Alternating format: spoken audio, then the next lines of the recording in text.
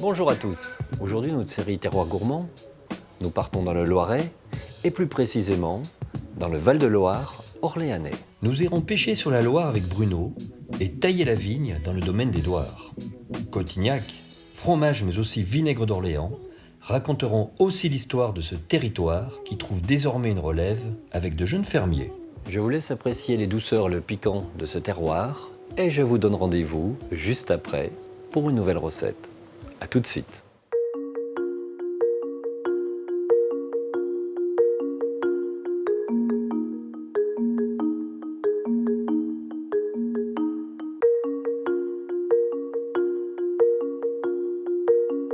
S'étirant au fil du fleuve, le Val-de-Loire orléanais s'incurve de la Puisaye à l'est jusqu'au Blésois à l'ouest.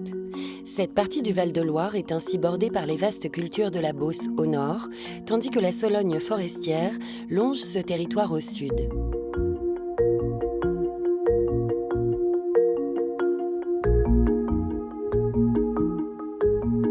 Au cours des nombreuses crues qui ont jalonné son histoire, la Loire orléanaise a transformé les terres limoneuses qui la bordent en de véritables jardins propices aux cultures maraîchères. Les légumes et fruits produits garnissent ainsi abondamment les étals des marchands de la cité d'Orléans. Mais la prospérité économique qu'a connue la ville ne tient pas tant à la richesse de ses terres qu'à sa position centrale entre le fleuve qui la traverse et la ville de Paris. Le canal d'Orléans, creusé au XVIIe siècle, permettait aux embarcations de rejoindre la Seine et facilitait également la remontée d'une partie de la Loire. Les futeaux et autres gabarres à fond plat transportaient ainsi leurs marchandises à la force des vents et des courants, malgré des conditions de navigation souvent complexes. Dernier fleuve sauvage d'Europe, la Loire et son cours changeant forment des biotopes préservés dont les eaux mystérieuses font le bonheur des amateurs de nature et des pêcheurs.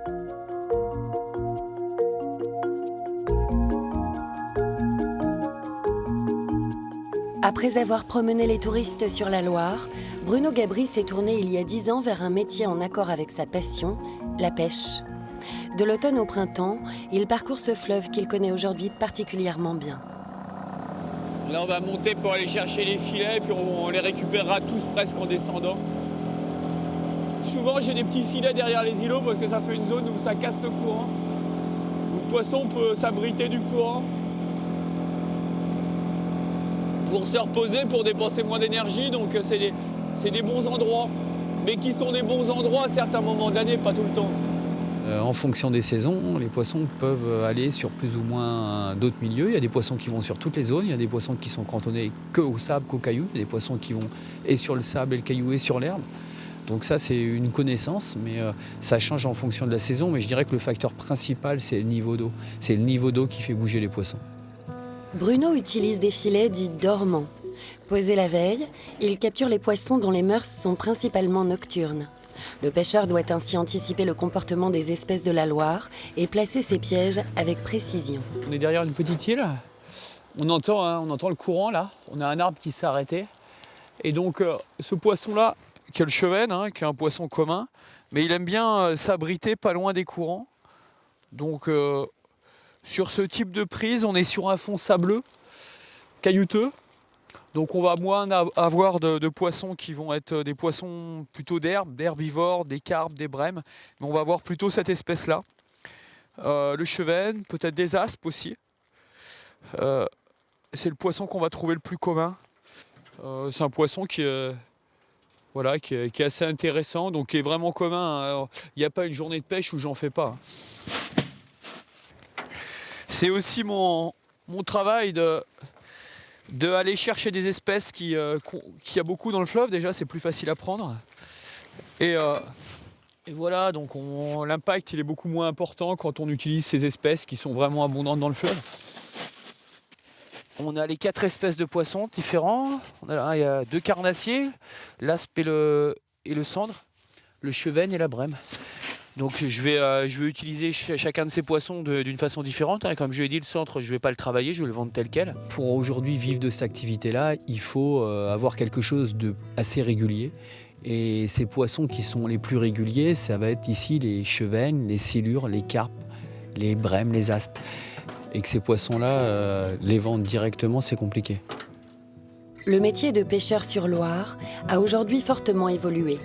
Afin de maintenir son activité, Bruno transforme la majorité des poissons qu'il débarque dans le laboratoire qui jouxte sa maison. Là, on a un aspe. Donc là, le filet il va être plus important que sur le cheven, une chair plus ferme.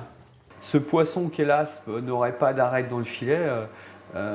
Voilà, il serait aussi prisé qu'un poisson comme le sandre, qui est vraiment le poisson connu par nombreux gens qui mangent du poisson d'eau douce.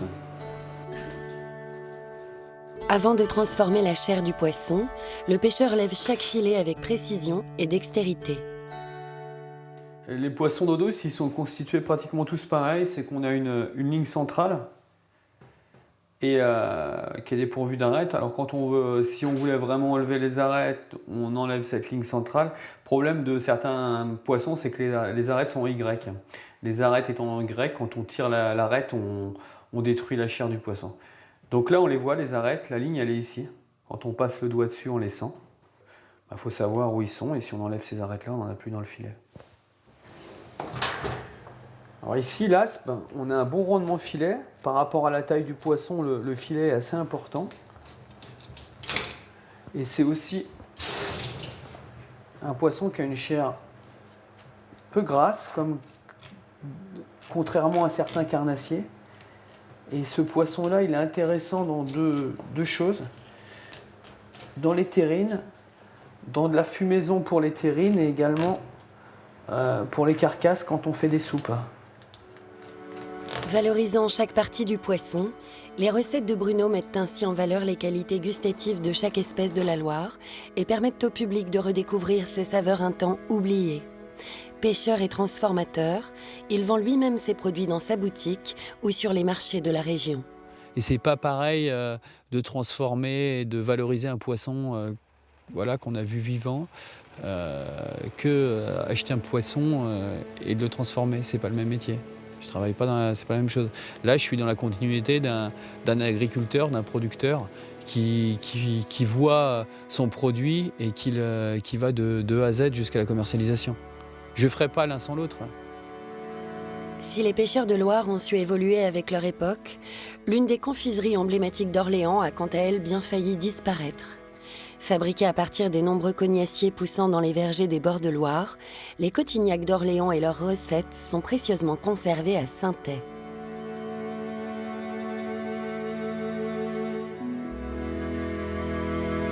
Pâtissier de formation, Benoît Gouchot a commencé à faire du Cotignac en 1985, suite au départ en retraite d'un voisin confiseur. Il est aujourd'hui l'un des derniers à perpétuer cette tradition. Moi, personnellement, j'ai pas envie que ça parte un petit peu à droite à gauche. J'ai envie que ça reste à Orléans. Alors le jus, je le garde en général 2-3 ans. Je mélange des vieux jus avec des jeunes jus parce qu'il y a des années où les pectines sont moins bonnes, où les couleurs sont pas les mêmes, c'est les fruits, hein, ils sont pas toujours pareils. Hein. Bien que répandu en Europe comme porte-greffe du poirier, le cognacier produit ici des fruits qui ne peuvent mûrir complètement et restent ainsi durs et acides.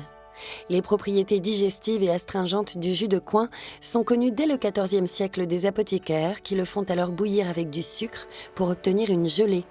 Le Cotignac était né.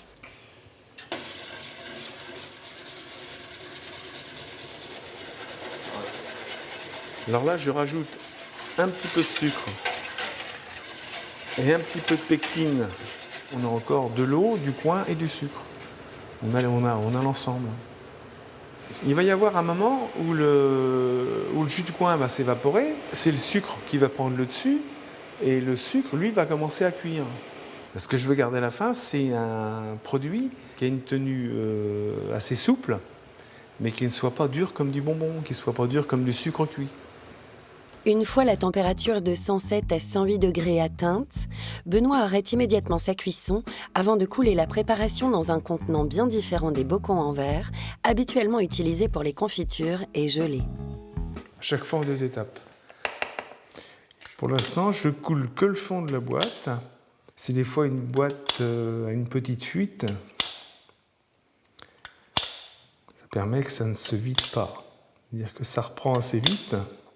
Les Cotignac d'Orléans sont généralement coulés dans de petites boîtes faites en épicéa qui permettent alors de les transporter aisément. Dès le XVe siècle, les apothicaires confiseurs d'Orléans préparaient ces douceurs pour les offrir aux rois, princes et hôtes de marque de passage dans la région.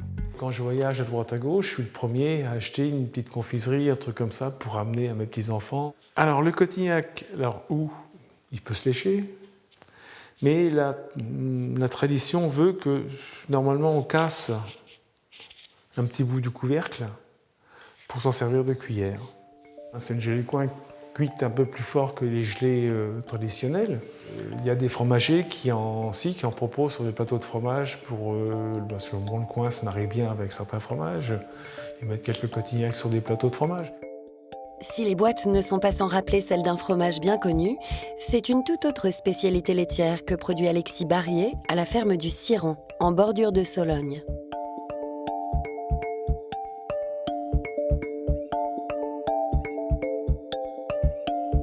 Ancien cariste de profession, Alexis a épousé la passion de sa femme il y a 5 ans, en se lançant dans l'élevage caprin. Le jeune couple possède aujourd'hui un troupeau de 120 chèvres qu'ils sortent chaque jour de mars à décembre sur les 50 hectares de l'exploitation. Coucou les filles. Coucou ma belle. Oui.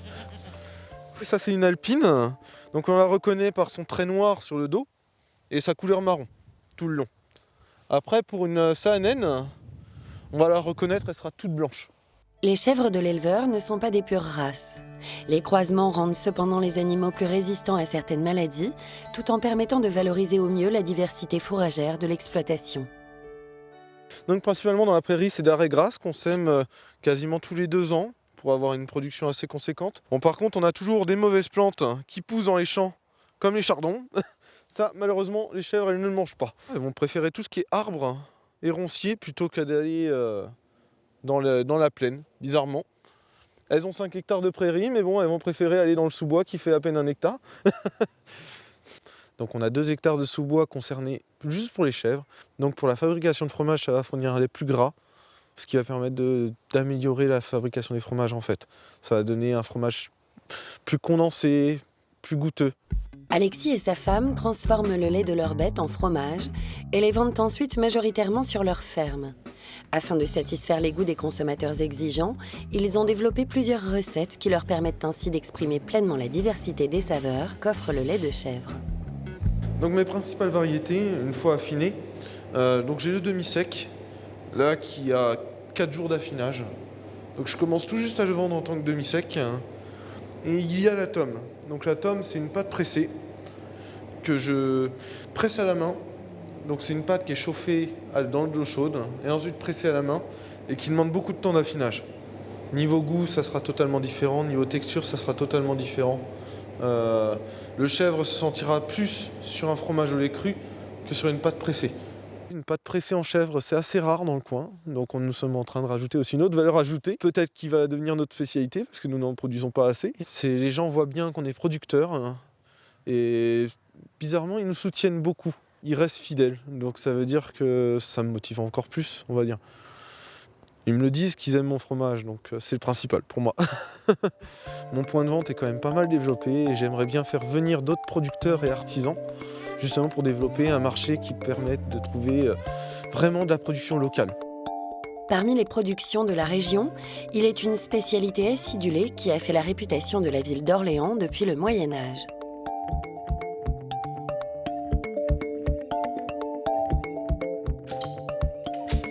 De la centaine de vinaigriers qui peuplaient le faubourg Bagné, Jean-François Martin est aujourd'hui le dernier utilisant encore la méthode dite orléanaise.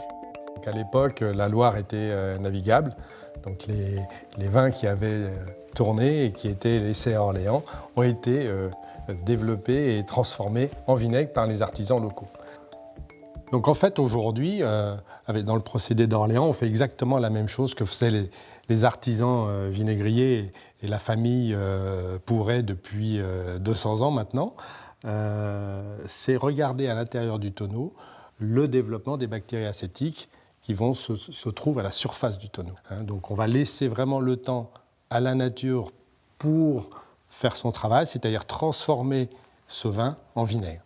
Donc il faut environ 3 semaines pour fabriquer 50 litres de vinaigre par tonneau. On fait un peu le même métier qu'un vigneron, hein, puisqu'en fait on va aussi utiliser les fûts de chêne qui servent à fabriquer le vinaigre d'Orléans. Il va y avoir ce goût très caractéristique du bois, une acidité très ronde, bel équilibre entre l'acidité et les arômes qu'il va avoir acquis au cours de cette fermentation.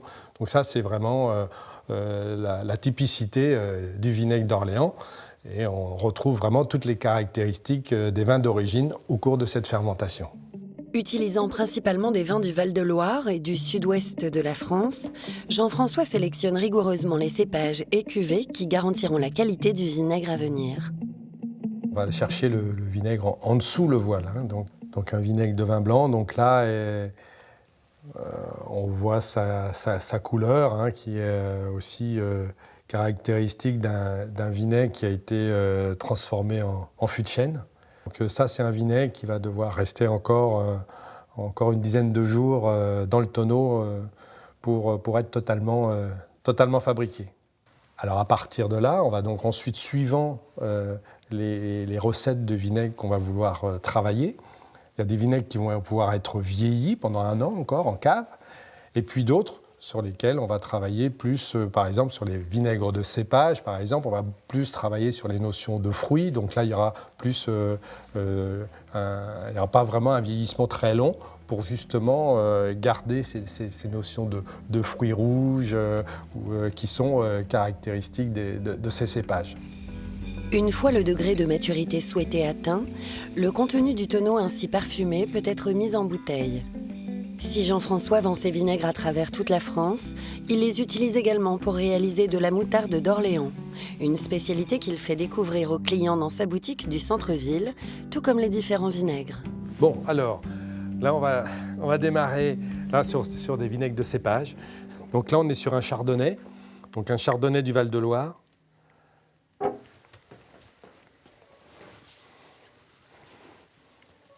Plus vif en bouche, ouais, plus de rondeur, plus vif. Voilà. Donc c'est ça, c'est bien rond, il y a une longueur en bouche, on a une belle matière. La dégustation, elle se fait un petit peu comme un vin, c'est-à-dire qu'avec cette acidité qu'il faut arriver à maîtriser. C'est pour ça qu'on en boit beaucoup moins, oui. Et il faut y aller avec parcimonie, mais on a les mêmes ressentis dans la bouche, hein, avec cette notion d'arôme, de rondeur, de longueur en bouche. Et en fait, là, je suis là pour ramener du vinaigre pour des clients que j'ai à ma boutique. Et ça se déguste, le vinaigre, comme du thé, comme du café ou du vin. Il y a déjà l'aspect couleur, l'odeur. Et puis après, c'est une petite goutte et un petit peu dans la bouche pour laisser envahir toutes les papilles, avoir un ressenti. Et naturellement, on n'a pas besoin d'être un grand connaisseur. On va se rappeler certains moments. Et je pense que pour le vinaigre, c'est la même chose. C'est ça. Une fois que ça a fermenté, travaillé. Voilà, le vieillissement, on sait que tel tonneau il va être bien, on va vraiment faire du sur-mesure, quoi. De se dire qu'on fait les gestes que faisaient les anciens, eh bien c'est aussi perpétuer cette image de la gastronomie française avec tout notre savoir-faire qu'on a dans toutes nos belles régions. Et si les vignobles du Val-de-Loire figurent parmi les plus connus de France, ils poussent sur les terres de Marot-au-Pré, un vin presque oublié.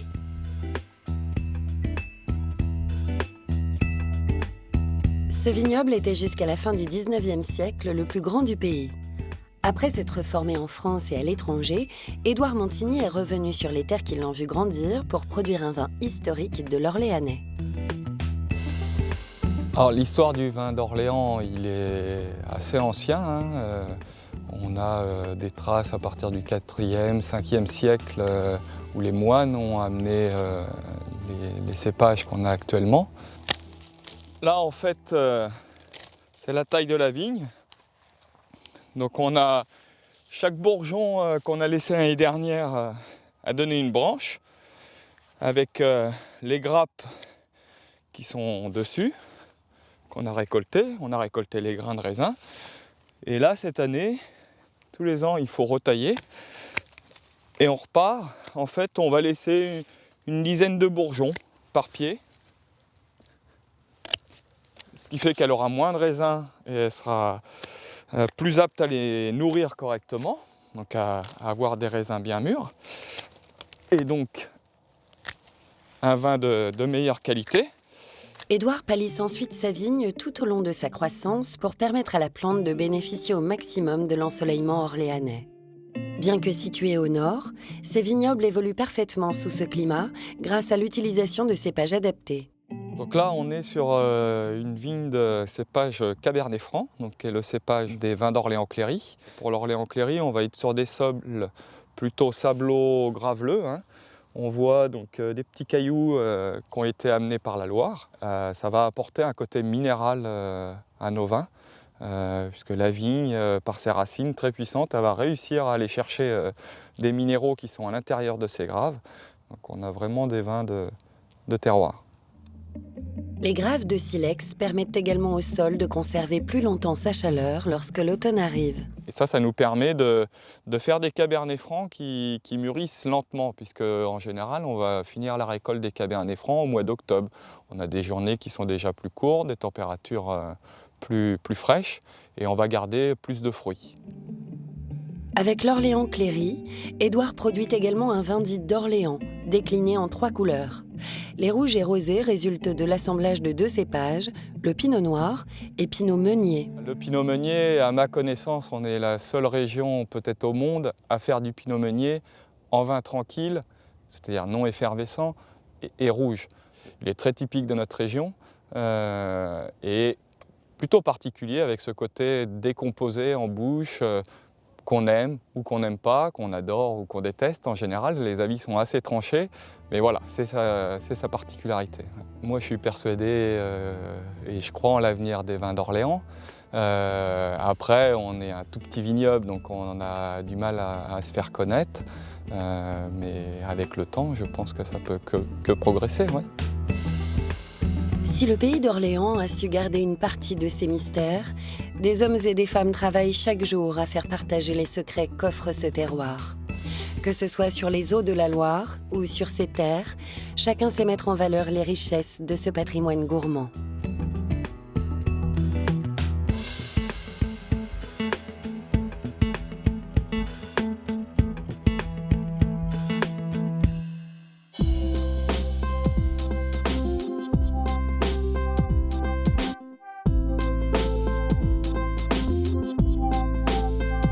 Aujourd'hui, je vous propose un caneton rôti, tatin de navet au vinaigre d'Orléans.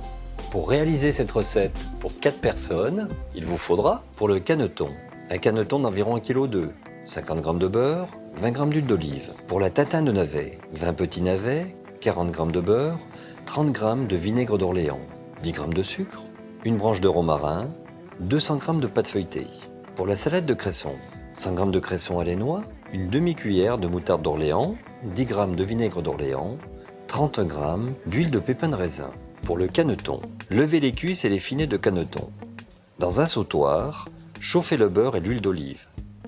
Dorez les cuisses du caneton, côté peau, et passez au four préchauffé 15 minutes à 180 degrés. Ajoutez les filets côté peau dans le sautoir, remettre au four 8 minutes et laisser reposer 20 minutes sur une grille. Le canard a plutôt tendance à être gras. N'hésitez pas à bien l'éponger avec un papier absorbant. Pour la tatin, épluchez les navets. Si vous voulez être sûr de bien éplucher votre navet, car la deuxième peau est amère, je vous suggère de passer 2 fois votre économe. Cuire à l'eau bouillante salée avec le romarin pendant 5 minutes. Égouttez les navets, suivant la taille, les couper en 2. Dans un moule à manquer, idéalement de 22 cm de diamètre et de 4 cm de haut, faire cuire le beurre jusqu'à ce qu'il prenne une coloration noisette. Ajoutez le sucre et poursuivre la cuisson à feu moyen jusqu'à l'obtention d'un caramel brun. Il est important de faire un caramel brun et pas blond, parce qu'avec le blond, nous serions trop sur le sucre. Retirez du feu et déglacez avec le vinaigre. Rangez les navets dans le moule en les serrant le plus possible, les uns contre les autres. Posez la pâte sur le moule et la piquez avec la fourchette. Glissez le moule dans un four préchauffé à 190 degrés et faire cuire pendant 30 à 35 minutes. Démoulez à la sortie du four. Pour la salade, dans un saladier, mélangez la moutarde, le vinaigre, puis le sel et le poivre, ajoutez l'huile, puis le cresson préalablement lavé. Pour le dressage, dans une assiette, déposez un quart de tatin au navet, un quart de caneton et la salade avec sa vinaigrette qui sera la sauce de ce plat. Je vous souhaite une excellente dégustation et je vous dis à très vite.